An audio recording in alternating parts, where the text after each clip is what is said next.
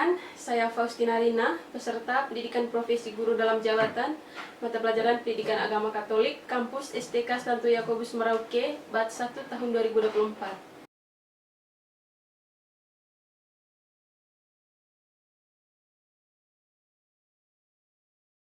Selamat pagi anak-anak.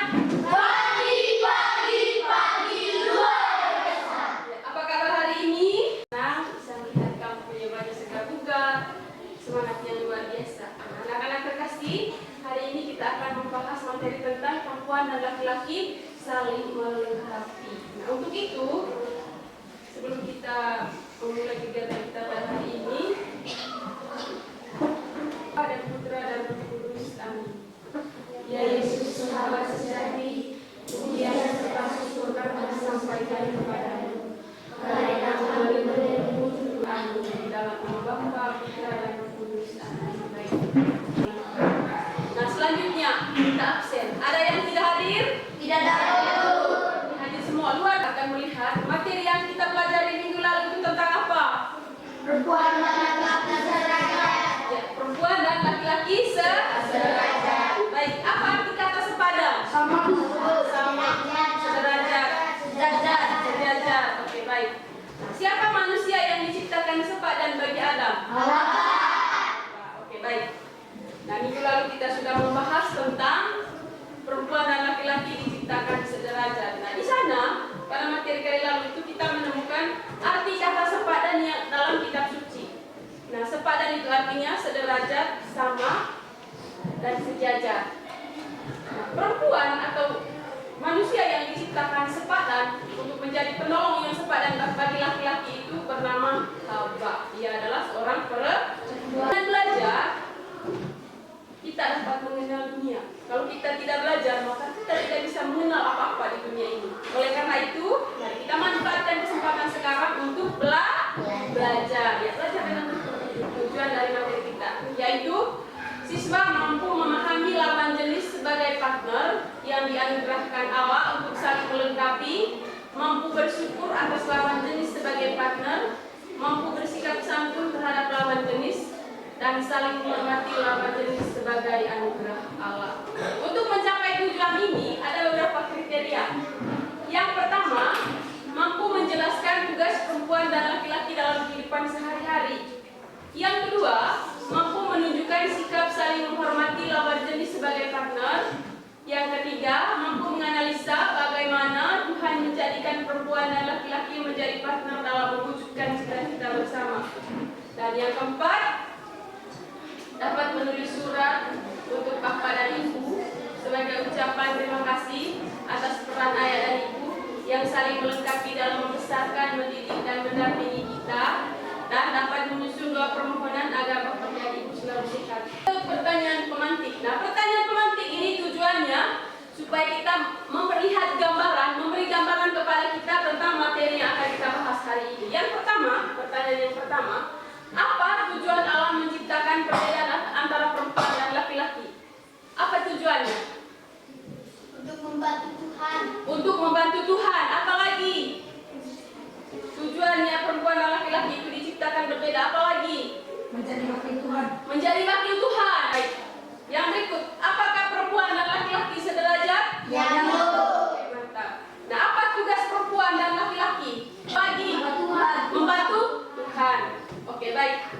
Perempuan dan laki-laki itu sengaja Tuhan ciptakan dengan perbedaan. Perempuan tersendiri, laki-laki tersendiri. Itu tujuannya supaya perempuan dan laki-laki itu bisa saling melengkapi. Sehingga perempuan dan laki-laki itu meski berbeda secara jenis kelamin, tetapi mereka memiliki kedudukan yang sederajat di hadapan Allah. Atau dalam kitab suci disebut dengan kata sepadan, sebagai penolong yang sepadan. Nah, tugas perempuan dan laki-laki di dunia ini sama, yaitu sama-sama bekerja untuk membantu Tuhan. Kita berhadapan dengan beberapa masalah. Ya. Yang pertama, apa tugas atau peran ibu dalam keluarga? Yang kedua, tugas atau peran ibu yang tak dapat digantikan oleh ayah. Tiga, apa yang terjadi jika dalam keluarga tidak ada ibu? Peran perempuan dalam kisah penciptaan manusia pertama. Yang kelima, apa saja tugas atau peran ayah dalam keluarga? Yang keenam, tugas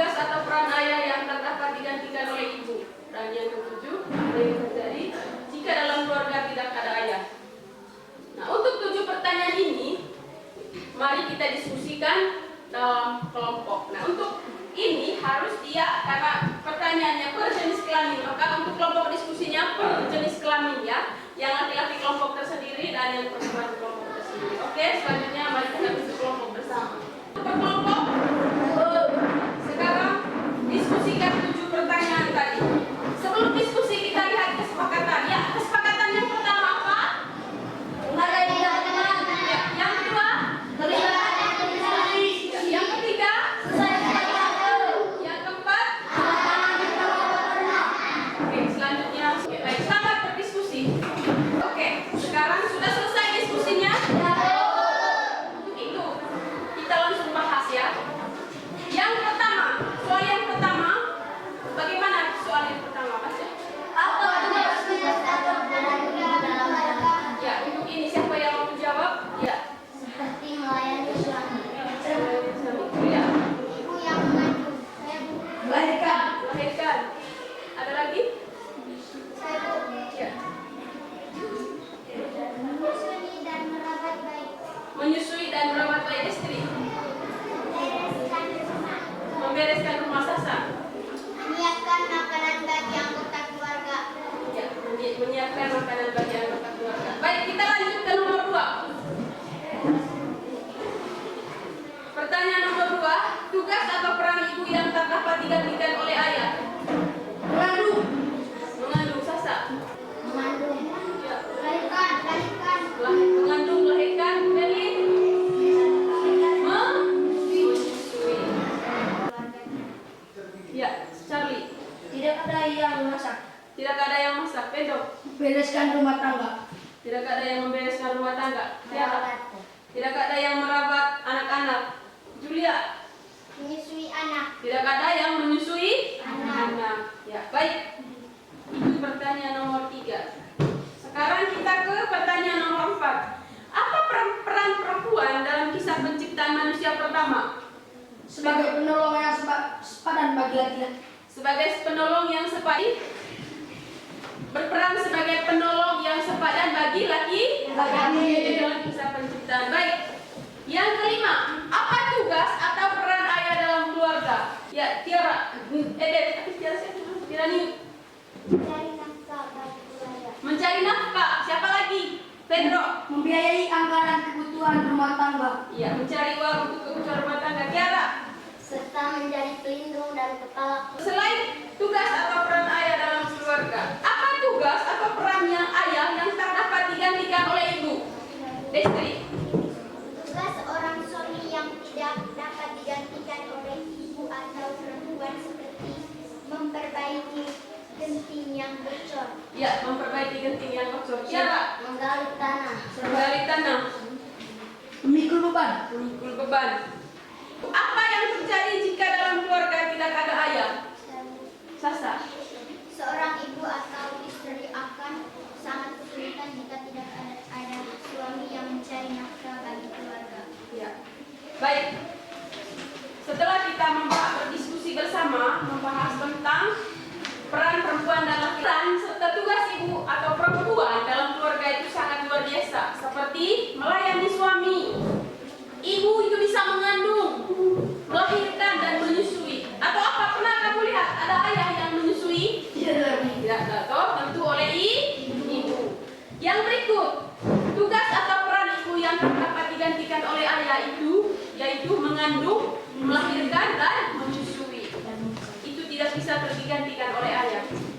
Lalu yang berikut, tugas selain tugas ibu atau istri dalam keluarga juga ayah mempunyai peran seperti tadi yang anak-anak sebutkan itu, yaitu sebagai kepala keluarga yang bertugas untuk atau bertanggung jawab untuk mencari nafkah. Nafkah itu sama dengan mencari uang untuk anak-anak bisa makan, untuk istri bisa makan, untuk bisa membiayai pendidikan, untuk membeli ini itu ya. Itu tanggung jawabnya suami.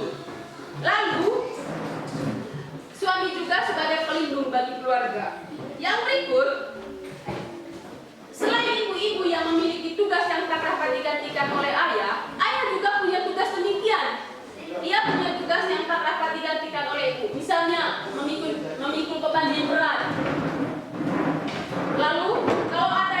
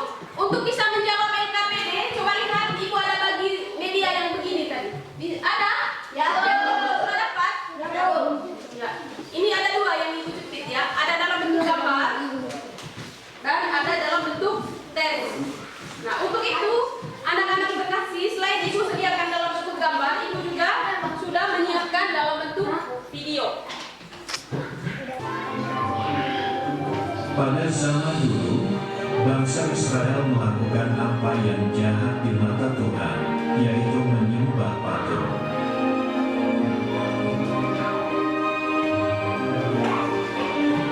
Akibatnya, Israel kalah berperang dan dikuasai musuh, yaitu Raja Yabin dari bangsa Kanaan selama 20 tahun.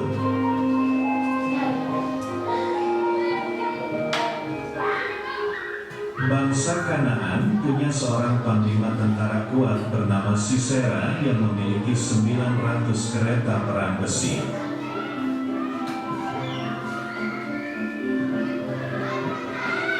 Setiap hari, panglima Sisera yang jahat beserta pasukannya berkeliling dan menindas orang Israel.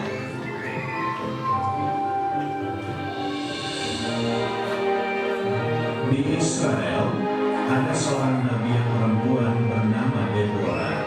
Deborah adalah hakim atau pemimpin dari Selamat mengerjakan LKPD.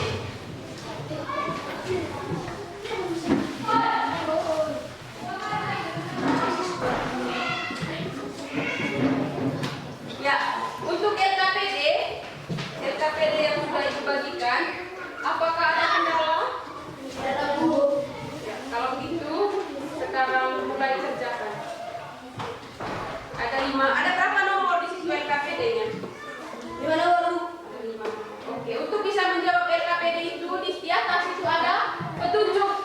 Setelah membaca teks hakim-hakim bab 4 ayat 4 sampai 9, teks bergambar atau menonton video, diskusikan dan kerjakan soal berikut. Ada 5 nomor ya. Sudah videonya sudah kita nonton bersama. Kalau ada kendala lain bisa lihat di teks. Oke, selamat bekerja. Tulis dengan nama anggota kelompok. Tulis di sini ya, sudah ada format untuk tulis nama anggota kelompok di sini. Kalau sudah diskusi.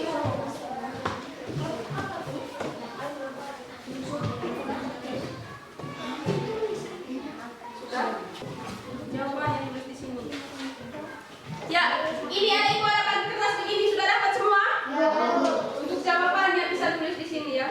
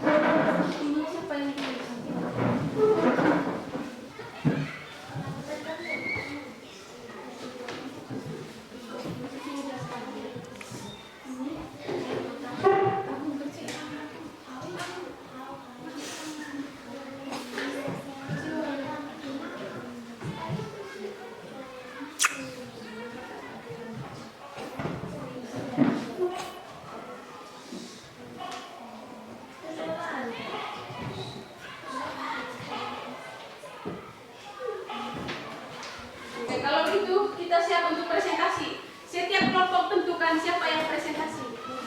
Kelompok ini siapa? Kelompok ini? Kelompok ini siapa yang presentasi? Kelompok ini siapa yang presentasi? Ini? Oke, baik. Ya, sebelum kita mulai kita mau ice breaking dulu. Kamu suka tidak ice breaking?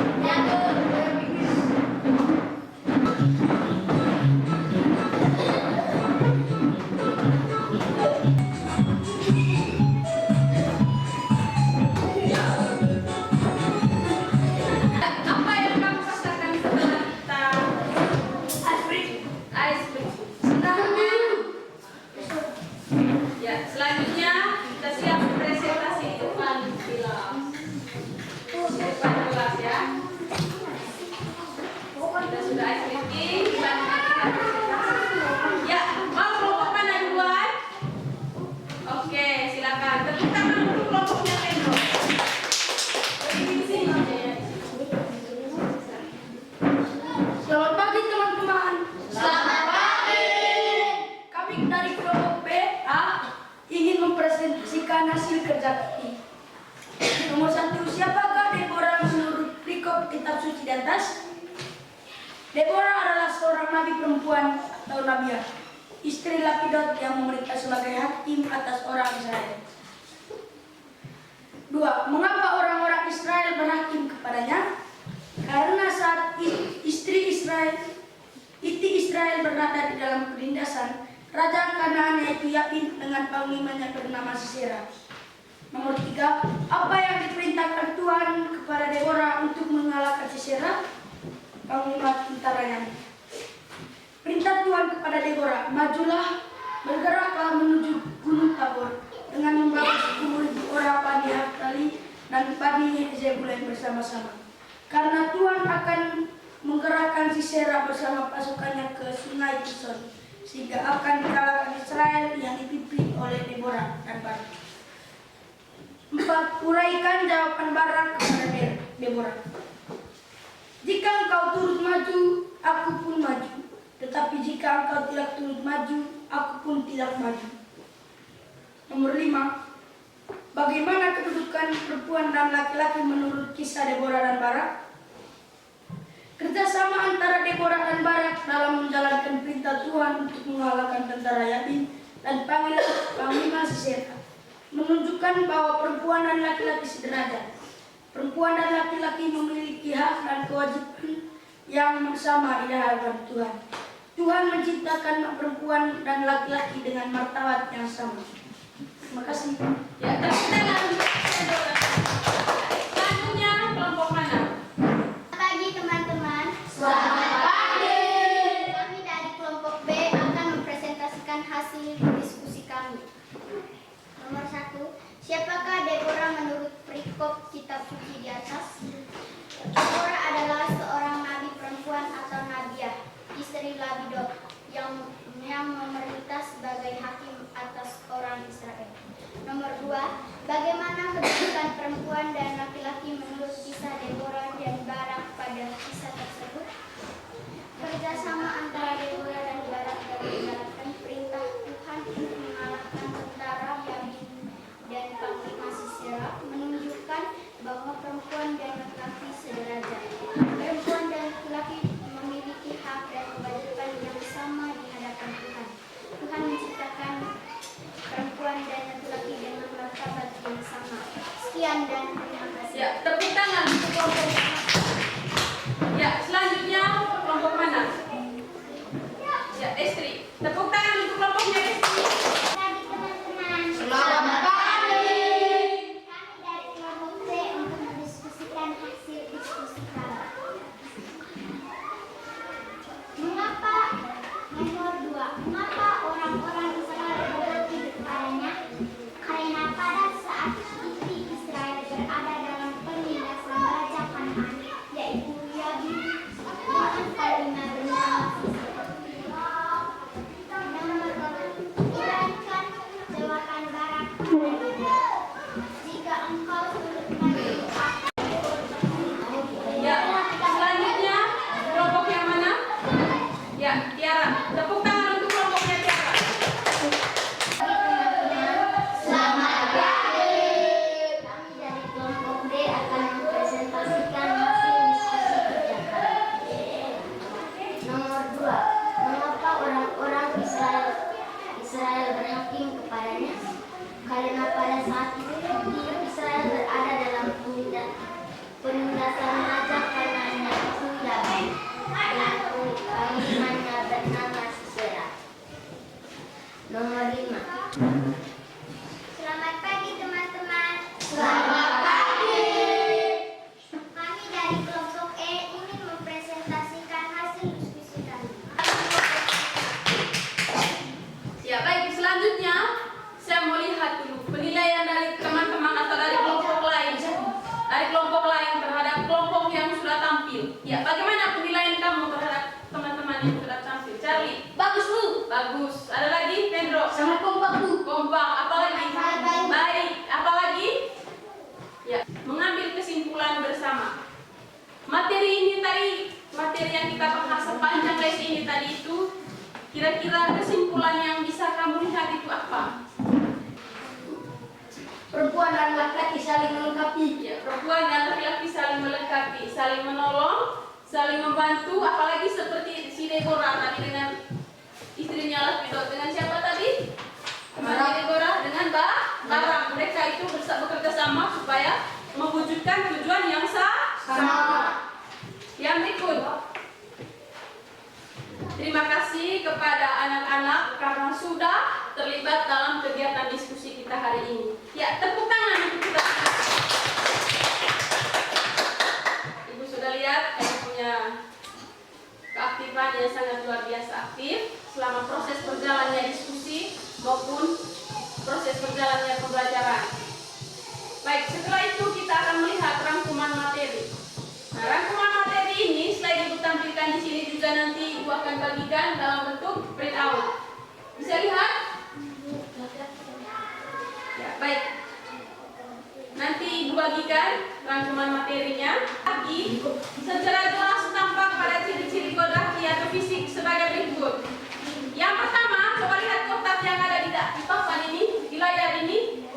Perempuan memiliki rahim dan bisa mengandung, sedangkan laki-laki tidak memiliki rahim. Selama ini, apakah kamu pernah lihat atau mendengar ada laki-laki yang memiliki rahim? Tidak. Rahim itu berfungsi untuk mengandung dan melahirkan. Lalu perempuan tidak berjakus. Coba lihat di sini, laki-laki ada benjol di sini, itu namanya jakum.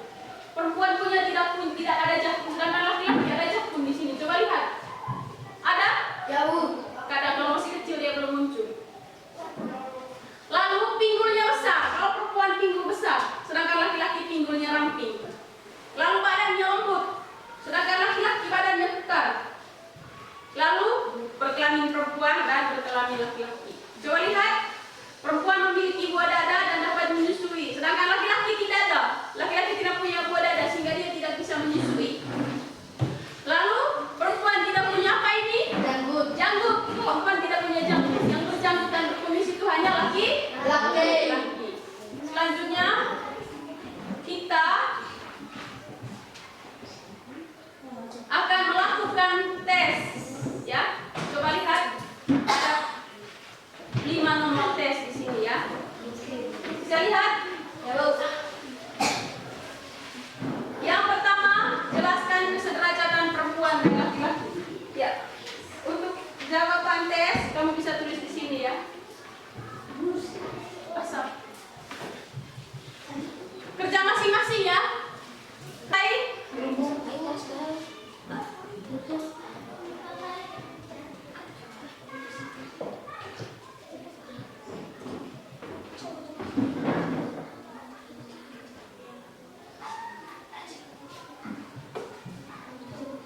Ada yang sudah selesai?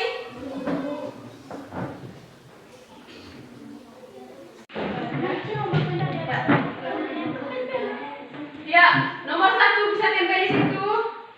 Sekarang nomor 2 dibagikan, ya.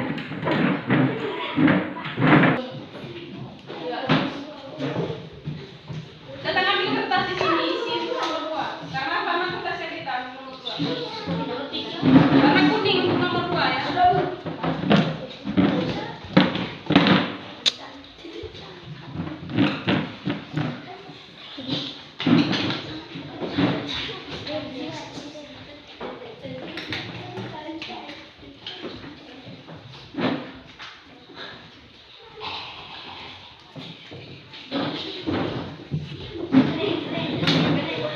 Diri sebentar dapat nilai 70, 71 sampai 100. Ini soalnya, ya. Kerjakan ini, mengidentifikasi dalam hal apa perempuan dan laki-laki sudah setara dalam hal apa perempuan dan laki-laki belum setara. Oke? Ini ada 2, ya.